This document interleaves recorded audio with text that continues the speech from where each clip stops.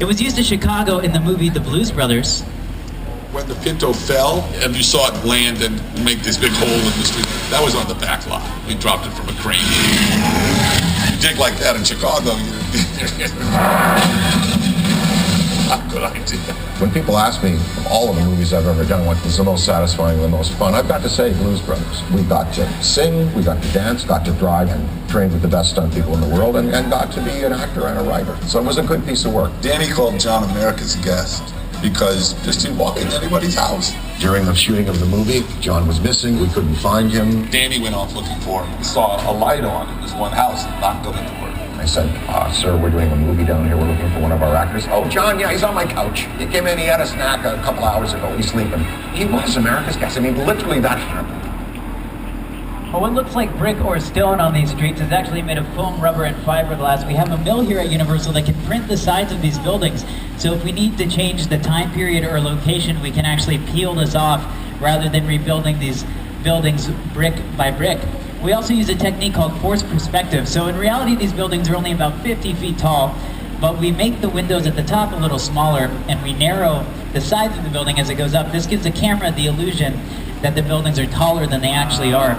We use a lot of special effects to fill in the rest, and I'm going to show you an example of that now.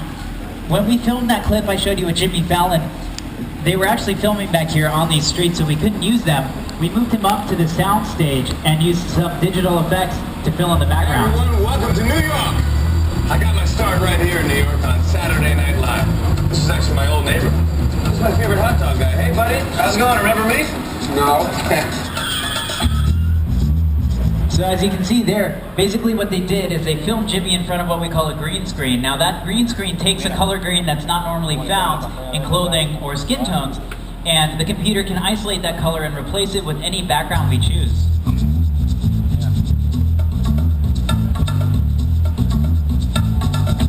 Just like old times. Gotta love New York City. Hey! I'm walking here! I'm walking here! It's cool, guys. I was just walking here. So it's not exactly New York, but a lot of times when you see New York in the movies, it was shot right here on the Universal lot.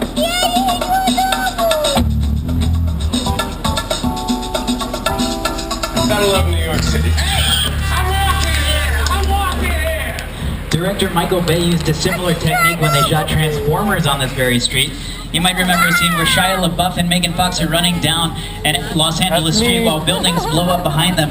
Obviously they couldn't blow up real buildings, so they shot it right here and used that green screen effect to insert digital explosions.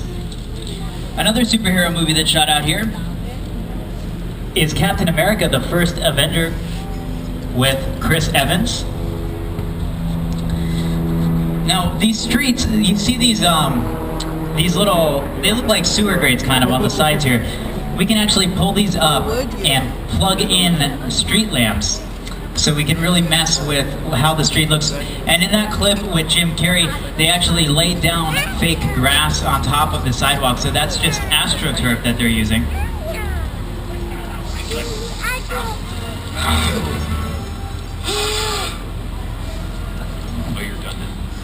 Michael Bay is not the only great director we've worked with over the years. Of course, one of the most famous Universal directors, Steven Spielberg. When I was about, 16 years old, and I began hanging out at Universal during my summers. When I went to college nearby, I continued to come on the lot and try to become a director.